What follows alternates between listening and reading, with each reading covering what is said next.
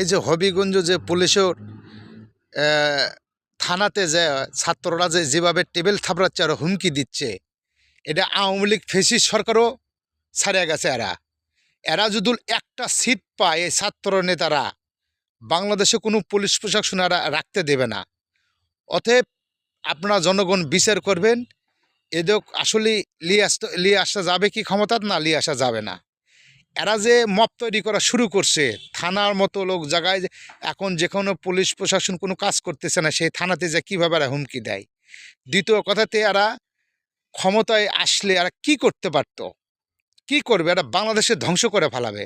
অতএব জনগণ সিদ্ধান্ত নেবে একে ভোট দেবে কি দেবে না। আগামী দিন ভবিষ্যৎ কারা, এটা জনগণই বিচার করবে, এটা জনগণের কাছে দায়িত্ব।